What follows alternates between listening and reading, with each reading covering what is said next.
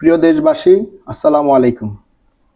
বিশেষ করে আমার বিএনপির তৃণমূল নেতাকর্মীদের ভাই ব্রাদারকে জানাই শুভেচ্ছা।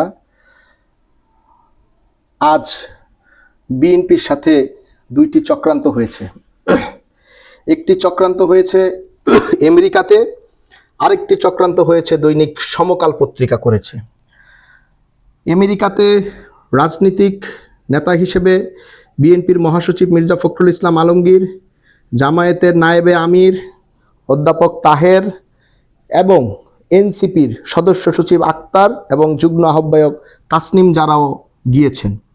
দুর্ভাগ্যের বিষয়, ডক্টর ইউনূস সাহেবের প্রতিনিধি সফর সঙ্গী হিসেবে তারা গেলেও আমেরিকা এয়ারপোর্টে নামার পরে, নিউ ইয়র্ক এয়ারপোর্টে নামার পরে সেখানে বিএনপির নেতাকর্মীরা যেখানে তাদেরকে রিসিভ করার জন্য দাঁড়িয়েছিল, সেই গেট দিয়ে তাদেরকে বাহির না করে বরঞ্চ অন্য একটি গেট, যেখানে আওয়ামী লীগের নেতাকর্মীরা উপস্থিত ছিল, সেই গেট দিয়ে তাদেরকে বের করা হয়।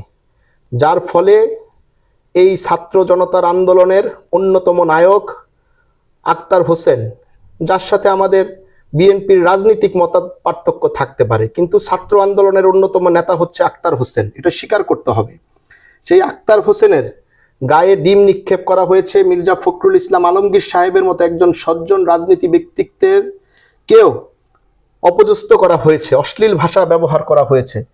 মির্জা ফখরুল ইসলাম আলমগীর এই বাংলাদেশের একজন সজ্জন রাজনীতিবিদ, নিঃসন্দেহে। তার উপর এমন ন্যাক্কারজনক বর্বরচিত হামলা হয়েছে শুধুমাত্র ওই ফ্যাসিস্ট আওয়ামী দোসর, যারা এখনো আমেরিকার দূতাবাসে চাকরিরত আছেন এবং বর্তমান সরকারের ভেতরও যারা শেখ হাসিনার তল্পি বাহক হয়ে ঘাপটি মেরে আছেন তারা। আরেকটি ঘটনা ঘটিয়েছে আপনার হচ্ছে সমকাল পত্রিকায়। সমকাল পত্রিকার মালিক হচ্ছে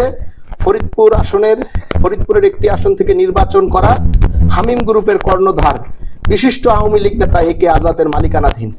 খেয়াল করলে দেখবেন সে তার পত্রিকাতে ছাপিয়েছে বিএনপির মনোনয়নের সংকেত দেওয়া হয়েছে, যা আজকে রুহুল কবির রিজভী সাহেব প্রেস ব্রিফিং করে বলেছে যে বিএনপি থেকে কাউকে মনোনয়নের জন্য চূড়ান্ত সংকেত দেওয়া হয়নি। সমকাল কেন এই কাজটি করলো? সমকাল এই কাজটি করলো সারা বাংলাদেশে বিএনপির নেতাকর্মীদের মাঝে একটা বিভেদ তৈরি করার জন্য।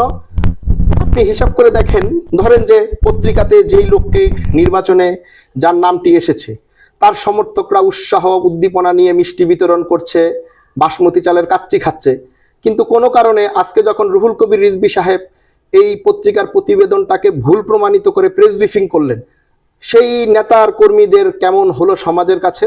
নিঃসন্দেহে তারা ছোট হলো।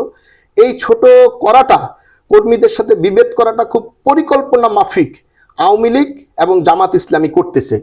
আপনাকে এটা খেয়াল করলে দেখবেন, জামাত ইসলামী বাংলাদেশের অধিকাংশ আসনে মনোনয়ন প্রদান করে ফেলছে, কিন্তু তারপরেও